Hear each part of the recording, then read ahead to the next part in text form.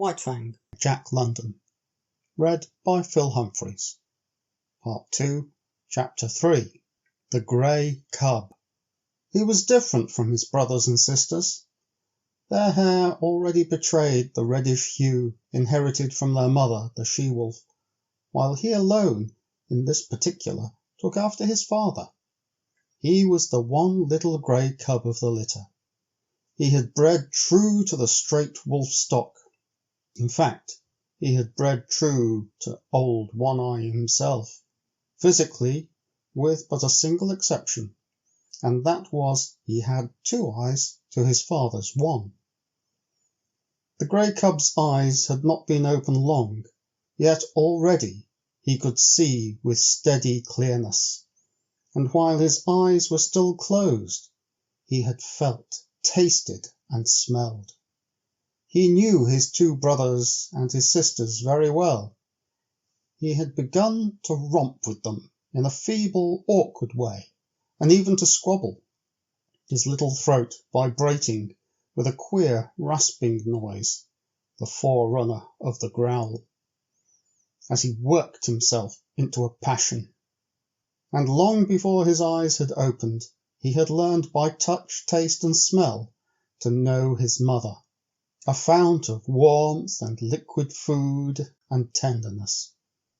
She possessed a gentle, caressing tongue that soothed him when it passed over his soft little body, and that impelled him to snuggle close against her and to doze off to sleep. Most of the first month of his life had been passed thus in sleeping, but now he could see quite well, and he stayed awake for longer periods of time. And he was coming to learn his world quite well. His world was gloomy, but he did not know that, for he knew no other world. It was dim-lighted, but his eyes had never had to adjust themselves to any other light. His world was very small. Its limits were the walls of the lair, but as he had no knowledge of the wide world outside, he was never oppressed by the narrow confines of his existence. But he had early discovered that one wall of his world was different from the rest. This was the mouth of the cave and the source of light. He had discovered that it was different from the other walls long before he had any thoughts of his own, any conscious volitions. It had been an irresistible attraction before ever his eyes opened and looked upon it. The light from it had beat upon his sealed lids, and the eyes and the optic nerves had pulsated to little spark-like flashes, warm-coloured and strangely pleasing. The life of his body and every fibre of his body, the life that was the very substance of his body, and that was apart from his own personal life, had yearned toward this light and urged his body toward it, in the same way that the cunning chemistry of a plant urges it toward the sun. Always in the beginning, before his conscious life dawned, he had crawled towards the mouth of the cave. And in this, his brothers and sisters were one with him. Never in that period did any of them crawl toward the dark corners of the back wall. The light drew them as if they were plants. The chemistry of the life that composed them demanded the light as a necessity of being, and their little puppet bodies crawled blindly and chemically, like the tendrils of a vine.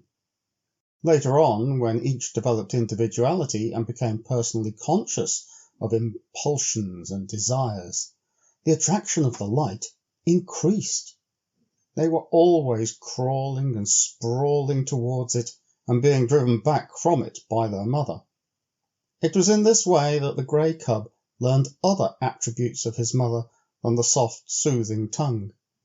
In his insistent crawling toward the light, he discovered in her a nose that with a sharp nudge administered rebuke, and later a paw that crushed him down and rolled him over and over with swift, calculating strokes. Thus he learned hurt, and on top of it he learned to avoid hurt, first by not incurring the risk of it, and second, when he had incurred the risk, by dodging and by retreating. These were conscious actions, and were the results of his first generalizations upon the world. Before that he had recoiled automatically from hurt, as he had crawled automatically toward the light. After that he recoiled from hurt, because he knew that it was hurt. He was a fierce little cub. So were his brothers and sisters. It was to be expected. He was a carnivorous animal. He came of a breed of meat killers and meat eaters. His father and mother lived wholly upon meat. The milk he had sucked from his first flickering life was milk transformed directly from meat. And now, at a month old, when his eyes had been open for but a week, he was beginning himself to eat meat.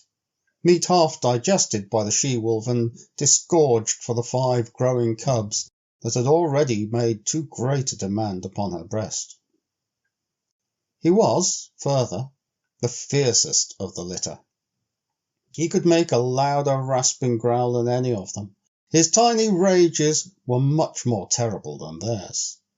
It was he that first learned the trick of rolling a fellow cub over with a cunning paw stroke. It was he that first gripped another cub by the ear and pulled and tugged and growled through jaws tight clenched.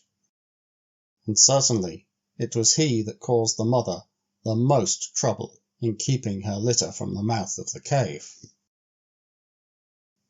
The fascination of the light for the grey cub increased from day to day. He was perpetually departing on yard-long adventures towards the cave's entrance, and as perpetually being driven back. Only he did not know it for an entrance. He did not know anything about entrances, passages whereby one goes from one place to another. He did not know any other place, much less of a way to get there.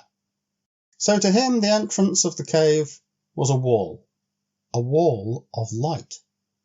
As the sun was to the outside dweller, this wall was to him the sun of his world.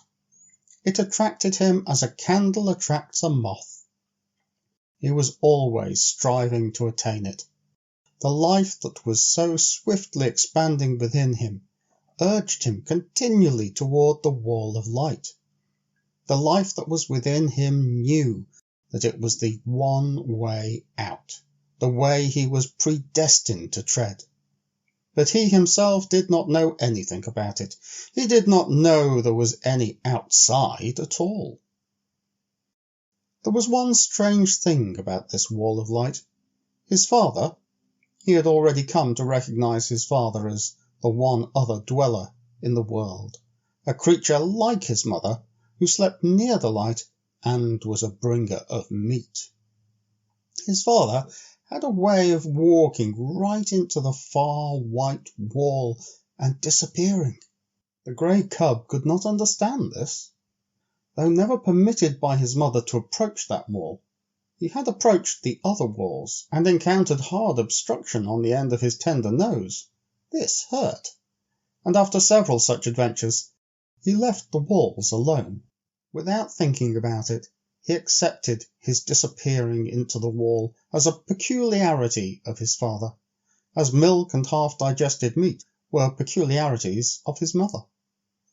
In fact, the grey cub was not given to thinking, at least to the kind of thinking customary of men. His brain worked in dim ways, yet his conclusions were as sharp and distinct as those achieved by men. He had a method of accepting things, without questioning the why and wherefore.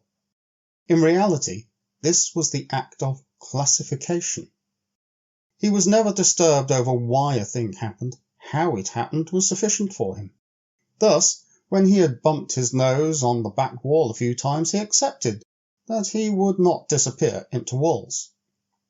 In the same way, he accepted that his father could disappear into walls.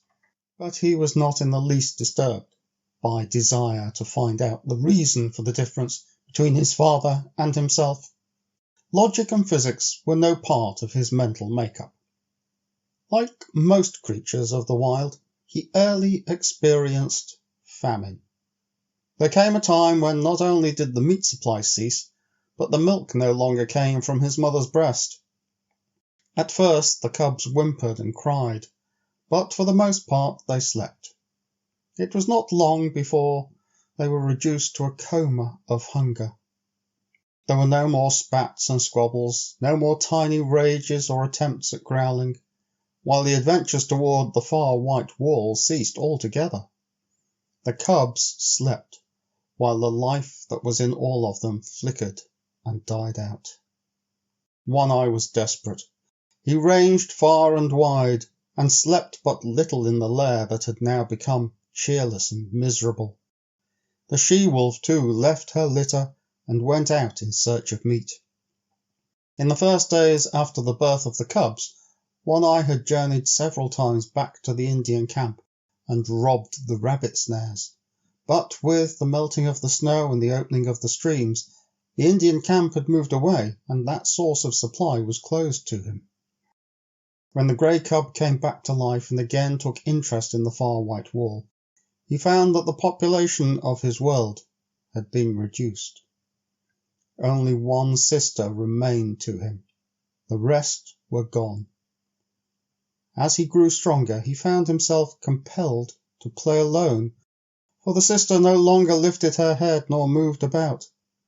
His little body rounded out with the meat he now ate, but the food had come too late for her. She slept continuously, a tiny skeleton, flung around with skin in which the flame flickered lower and lower, and at last went out. Then there came a time when the grey cub no longer saw his father appearing and disappearing in the wall, nor lying down asleep in the entrance. This had happened at the end of a second and less severe famine. The she-wolf knew why One Eye never came back, but there was no way by which she could tell what she had seen to the grey cub. Hunting herself for meat up the left fork of the stream where lived the lynx, she had followed a day-old trail of One Eye, and she had found him, or what remained of him, at the end of the trail. There were many signs of the battle that had been fought, and of the lynx withdrawal to her lair, having won the victory. Before she went away, the she-wolf had found this lair, but the signs told her that the lynx was inside, and she dared not venture in. After that, the she-wolf in her hunting avoided the left fork, for she knew that in the lynx's lair was a litter of kittens, and she knew the lynx for a fierce, bad-tempered creature and a terrible fighter. It was all very well for half a dozen wolves to drive a lynx spitting and bristling up a tree, but it was quite a different matter for a lone wolf to encounter a lynx, especially when the lynx was known to have a litter of hungry kittens at her back. But the wild is the wild, and motherhood is motherhood, at all times fiercely protective, whether in the wild or out of it. And the time was to come when the she-wolf, for her grey cub's sake, would venture the left fork, and the lair in the rocks, and the lynx's wrath.